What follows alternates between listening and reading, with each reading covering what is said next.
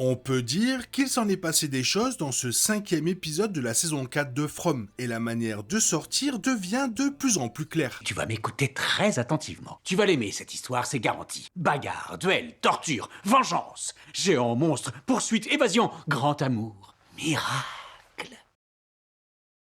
La 4e saison de From nous offre jusqu'à présent une première moitié incroyable. C'est peut-être même la meilleure saison depuis la première. On est encore loin de comprendre pleinement ce qui se passe à Fromville, mais la série nous donne suffisamment d'indices pour commencer à élaborer des théories plausibles. Les personnages principaux, Jade, Tabitha, Boyd, Donna, etc.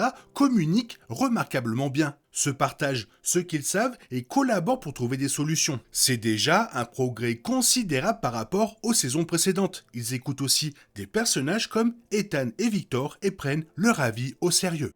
Bien que ce qui se passe au lac et la quête spirituelle de Jade ait constitué l'essentiel de cet épisode, 3 histoires importantes se sont également déroulées. Dans la première, Marie et Christy sont à la clinique pour s'occuper de Sophia blessée. Marie se dirige vers l'ambulance et à l'intérieur, quelque chose se ferme autour de son poignet. Puis, de l'autre, des menottes, semblables à celles qui la retenaient prisonnière de son rêve sans fin, prisonnière de la tour. Pour des raisons obscures, elle ne dit rien à Christy et les deux femmes se disputent. Sophia les entend et attend que Marie s'en aille en trombe. Elle lui saisit le poignet au passage et Marie se retrouve à nouveau menottée, cette fois-ci au mur. Lorsque Christy sort, les menottes ont disparu et Marie semble simplement avoir une crise de colère. Plus tard, les 3 femmes s'assoient et Marie explique ce qui s'est passé. Je ne ressentais que la souffrance de chaque personne morte ici. Quand la radio s'est allumée, toute cette douleur et cette horreur m'ont de nouveau submergé. Tu es une prophétesse, intervient Sophia d'un ton inquiétant. Je suis encore un peu surpris que personne n'ait remarqué à quel point elle est effrayante. Elle dit même,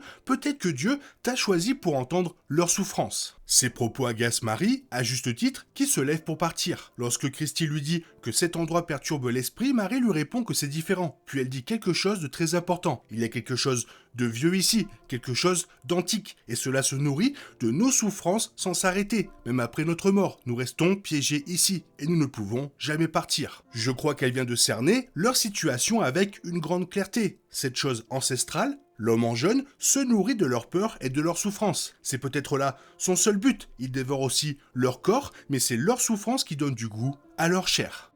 Randall et Julie sont également entendus par Sophia, qui écoute toujours leur conversation sans se faire remarquer. Randall dit à Julie qu'elle se comporte comme une idiote, que toute cette histoire de voyage dans le temps ne servira à rien et qu'elle risque de faire une crise d'épilepsie interminable. Ils se disputent tandis que Sophia affiche son sourire malicieux. Sourit-elle parce qu'ils se disputent ou parce qu'elle est contente que Randall essaie de faire arrêter Julie de voyager dans le temps? Ou les deux? Henry et Victor vivent le moment le plus triste de cet épisode. Après que Victor a révélé à son père la semaine dernière que l'homme en jeune avait mangé Miranda, Henry a commencé à perdre la tête. C'était inévitable, mais c'est quand même assez frustrant de le voir s'effondrer ainsi. Victor est seul ici depuis près de 40 ans et Henry a toujours été d'un soutien indéfectible, gentil et compatissant. C'est à mon tour de prendre soin de toi, lui a-t-il dit en substance, et ils sont même devenus colocataires. Que des belles choses. Mais maintenant, Henry est hors de contrôle. Il s'enivre et importune tout le monde à Colony House, demandant des cartes, cherchant à s'amuser. C'est compréhensible, mais son comportement est gênant et Victor essaie sans cesse de le calmer. Henry trouve le piano et se met à chanter en demandant sans cesse à Victor s'il se souvient qu'ils l'ont joué ensemble. Finalement, Kenny doit intervenir et Henry devient carrément agressif. Il se met à crier sur Victor pour qu'il leur montre le dessin de l'homme en jaune, qui leur montre ce qu'il a fait à ma femme, ce qui franchement, pourrait être mal interprété et laisser croire que c'est Victor qui a fait ça à sa femme. Victor est complètement bouleversé et triste. J'essaie d'avoir de l'empathie pour Henry, mais quand on fait du mal à Victor, mon instinct paternel se réveille. C'est d'autant plus terrible que c'est le père de Victor, c'est lui qui est censé mettre de côté ses sentiments égoïstes. Il n'a pas passé 40 ans en enfer. Bien sûr, ça a dû être terrible de perdre sa famille comme ça, mais il n'était pas coincé dans un endroit avec des monstres. Il n'a pas vu l'homme en jaune dévorer sa femme comme Victor a vu sa mère mourir. J'ai un mauvais pressentiment.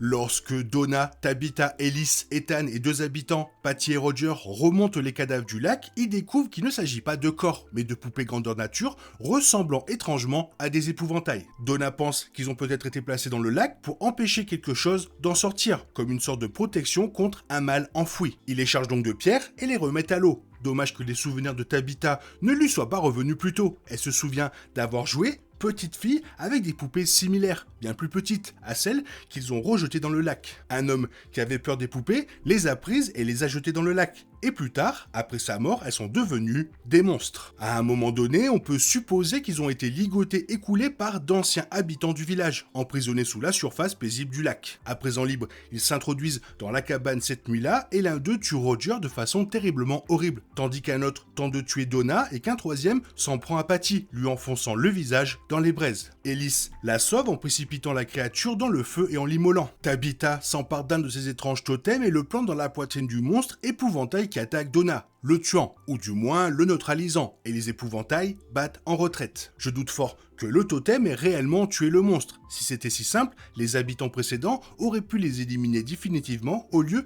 de les bannir dans le lac. Je soupçonne qu'une fois le totem retiré, la créature peut revenir à la vie. Quoi qu'il en soit, ils rentrent chez eux après ça et peuvent ajouter une autre terreur à la liste.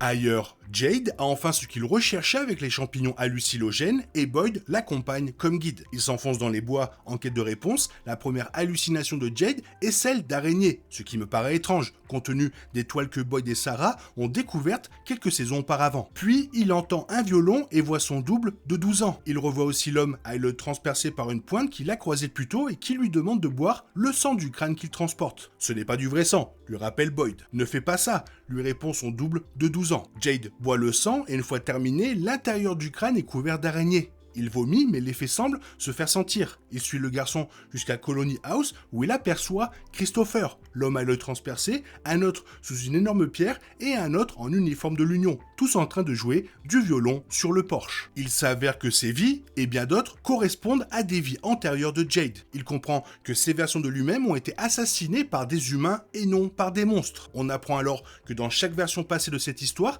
les habitants ont fini par blâmer Jade et Tabitha, ce qui a entraîné leur mort. Autrement dit, la scène préférée de l'homme en jaune lorsque les villageois s'entre-déchirent. Je suppose que des factions se forment, certains habitants prenant le parti de Jade et Tabitha et d'autres s'y opposant. En tout cas, ce passage était génial. Jade est très drôle, et même quand c'est glauque ou révélateur, c'est toujours divertissant grâce à cet humour sous-jacent qui contrebalance bien le sérieux de Boyd. Quand Jade arrive dans la pièce aux pierres, les monstres arrivent et le déposent dans ce qui ressemble à une tombe au centre de la pièce. Il le recouvre de la dalle centrale et, en regardant autour de lui, il voit l'un des enfants morts qui lui dit « Ankoé ». Il hurle. Je pensais que l'épisode s'arrêtait là. Mais on en voit un peu plus. Jade se réveille sur une chaise au poste de police avec Boyd et crie « Comment sommes-nous arrivés là ?» Boyd révèle qu'il n'était jamais parti. Toute la séquence était un rêve, une hallucination, y compris Boyd et son mot de sécurité Capricorne. Je ne sais pas si le signe du zodiaque a une importance particulière, c'est le signe de la chèvre, et nous avons effectivement eu des chèvres mortes en début de saison. Tout cela conforte notre compréhension de Fromville et de ses habitants comme faisant partie d'un cycle sans fin qui se déroule par étapes. Les monstres sont le fer de lance, comme Martin l'a dit à Boyd il y a longtemps. Le reste, de la ballerine aux sauterelles en passant par la boîte à musique, les rêves, la geisha et maintenant des monstres du lac constituent la deuxième phase. Mais bientôt, très bientôt, vient la phase de destruction mutuelle et c'est à ce moment-là que ce cycle prend fin. Si Jade, Tabitha, Boyd et Ethan parviennent à l'arrêter, à sauver les enfants et à vaincre l'homme en jaune, ou bien il recommence après que les habitants se soient entretués. Le rôle de Julie dans ces voyages reste un mystère, mais nous savons qu'elle ne s'arrête pas puisqu'elle apparaît lorsque Jim est tué par l'homme en jaune. Je pense aussi que Jade passe peut-être à côté d'un indice dans ses visions. Tous ceux qu'il rencontre, de son jeune lui de 12 ans à ses incarnations passées, jouent du violon. Cela signifie assurément quelque chose qui va au-delà du final de la saison 3. Lorsque cette chanson a fait apparaître les enfants et a restauré certains mais pas tous des souvenirs des vies antérieures de lui et de Tabitha. Tabitha se souvient que, dans une de ses vies antérieures, enfant, dans le village, elle jouait avec des poupées. Un homme terrifié par ces dernières et hanté par des cauchemars les avait jetées dans le lac. Après sa mort, les poupées avaient pris vie. Ce souvenir est à l'origine de celui qu'elle a eu la saison dernière au village. Enfant, elle levait les yeux au ciel et hurlait face à une créature gigantesque qui la dominait. Dans le présent, ces mêmes poupées monstrueuses les attaquent. D'après les origines des monstres expliquées par Tabitha, ils seraient nés de la mort d'un homme qui les craignait et dont le décès aurait donné vie à ses cauchemars. Cela rejoint en grande partie les propos de Sarah dans la saison 2, où elle raconte comment son frère, Nathan, faisait des cauchemars de cigales enfants et comment, après sa mort, les autres habitants habitants ont progressivement commencé à apercevoir des essaims de cigales. Le thème du village qui tourmente ses habitants après leur mort est également abordé dans l'épisode 4 de la saison 4 par Marielle, qui explique à Christy qu'elle entend les cris de tous ceux qui y sont morts. Elle affirme que même après la mort, tous ces êtres restent prisonniers de cet endroit et qu'une force ancienne et maléfique se nourrit de leur souffrance. Non seulement les morts sont prisonniers du village, mais leurs cauchemars persistent et terrorisent les vivants. Si certaines révélations de Fromm ont déjà été sombres, celle-ci est la plus terrifiante à ce jour, car la mort n'est qu'une autre forme d'emprisonnement et libère de nouveaux cauchemars pour les vivants. Tabitha, Jade Boyd et d'autres personnages cherchent désespérément un moyen de quitter le village, mais compte tenu des révélations concernant les nouveaux monstres, une fuite au sens traditionnel du terme pourrait bien être impossible. Puisque les morts sont prisonniers du village et que leurs cauchemars prennent vie, il est fort probable qu'il n'y ait aucun moyen de s'enfuir physiquement. Et même si les vivants y parviennent, les morts seraient apparemment condamnés à y rester pour l'éternité. On insiste depuis un certain temps sur le fait que Tabitha doit sauver les enfants morts du village, mais la signification exacte de cette mission restait floue. Désormais, il semble plus probable qu'avant que les vivants puissent partir, les enfants doivent être sauvés en premier, et peut-être aussi les autres morts. La saison 5 ayant été annoncée comme la dernière de la série, Fromm se dirige vers son dénouement, où les personnages encore en vie libéreront les morts et affronteront leurs cauchemars. On commence clairement à comprendre ce qui se passe à Fromville, et ça fait plaisir. Et surtout, ça annonce un dénouement exceptionnel, surtout avec la saison 5. Toi, qu'est-ce que tu penses de tout ça? Quelles sont tes théories? Fais-le moi savoir dans la zone commentaire, et sinon, bisous bisous, bye bye. T'es toujours là, toi? C'est fini. Rentre chez toi. Allez, dehors. Night, night, night.